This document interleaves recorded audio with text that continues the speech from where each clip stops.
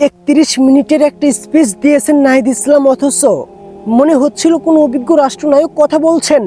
কেন নাহিদ ইসলাম অন্যদের চেয়ে আলাদা, তা আজকের স্পিচ শুনেই আপনি বুঝতে পেরে গেছেন। অর্থমন্ত্রীর বক্তব্যের জবাব দেওয়া শুরু থেকে চুপ্পুর ইস্যুতে কেন তাকে সরানো উচিত, তথ্য প্রমাণ আর যুক্তি দিয়ে যেভাবে খণ্ডন করেছেন সেটা এক কথায় অবিশ্বাস্য। ৭১-এর চেতনা আর ২৪-এর বিপ্লবকে যেভাবে এক সুতোয় গেঁথেছেন তাতে কোনো কনফিউশন থাকতে পারে না। ৭২-এর সংবিধান নিয়ে তার কাটাছেঁড়া বিশ্লেষণ ছিল অবিশ্বাস্য। বিএনপি ক্ষমতা থাকা অবস্থায় এবং নিজের মন্ত্রিত্বের জায়গা থেকে দাঁড়িয়ে ওপেন চ্যালেঞ্জ ছুড়ে দেওয়া যে দুর্নীতির কথা যেহেতু উঠেছে, তদন্ত হোক এবং প্রমাণ এখনই দিতে হবে।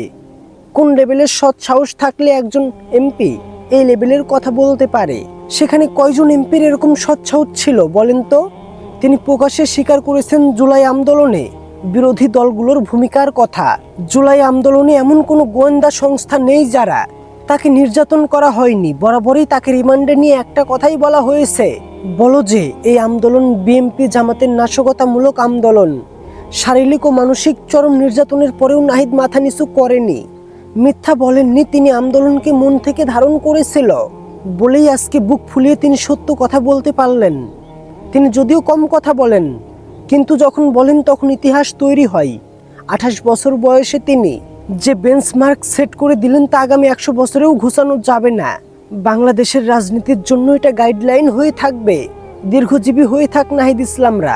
আমরা এরকম আরও অনেক ঘটনার সাক্ষী হয়ে থাকতে চাই, কোনো দলের পক্ষে না। আমি একজন এমপির পক্ষে বললাম, আমি একজন সৎ ব্যক্তির পক্ষে বললাম, আমি একজন রাজনীতিবিদের কথা বললাম। কেন? কারণ সে সৎ, যোগ্য, নিষ্ঠার সাথে দায়িত্ব পালন করছেন, সেজন্যে। সেটা যদি অন্য কেউ বলতো তাহলে তাকে নিয়েও আমি বলতাম।